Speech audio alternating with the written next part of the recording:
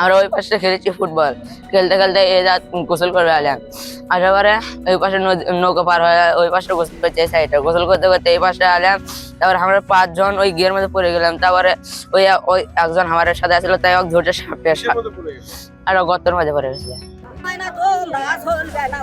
বলেন তো কিভাবে কি হচ্ছে এখানে? আমি দেখিনি ময়না আমার বাড়ি খানা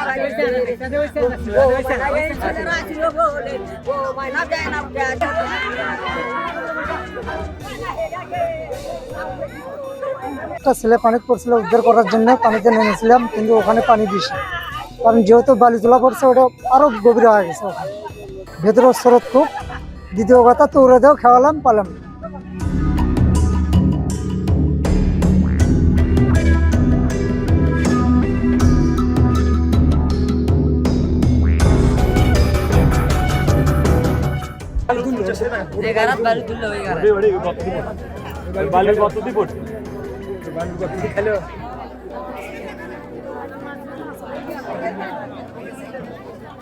ফুটবল খেলতে, বুঝছেন? ফুটবল খেলে মানে নদীতে গোসল করতে আসে প্রায় 7 জনের মতন ছেলে ছিল। আসে ওখানে দুটা হাঁস ভেসে আসে অনেক দূর থেকে। দুটা হাঁসের পিছনে ওরা মজা করতে করতে যায়, কিন্তু বালু তুলছিল এক সাইডে। ওই জায়গায় যাওয়ার পরে একজনের সাঁতার পায় না, একজন মাত্র সাঁতার পেত। ও ডুবে যাওয়ার পরেও চেষ্টা করছে ওকে তোলার জন্য, কিন্তু তুলতে পারেনি। তখনও মানে মরার সাথে অন্যদিকে ভাসে চলে গেছে।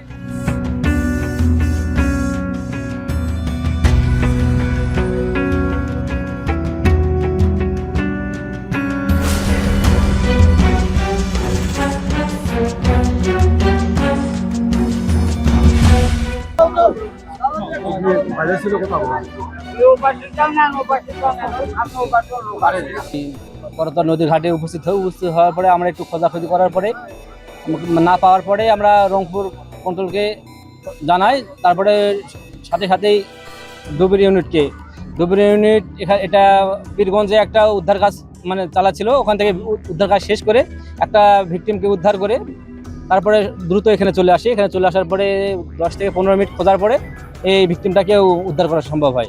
কারণটা মূলত যে এটা মানে ওনাদের ওই ভিকটিমের যে সঙ্গীটা ছিল তারা বলছে যে ফুটবল খেলার পরে যে 5 জন ওরা নদীতে গোসল করার জন্য আসে। তো গোসল করার সময় যে একটা নদীতে এখানে যে একটা মানে গর্তের মতো ছিল, তো এখানে সে ডুবে যাওয়ার পরে সে একটু মানে বাঁচার চেষ্টা করলে এরাও সাঁতার জানে না, যারা বাকিটা ছিল তারাও মোটামুটি 2 জন সাঁতার জানে না। সাঁতার না জানার কারণে এই ভিকটিমটা ডুবে যায়।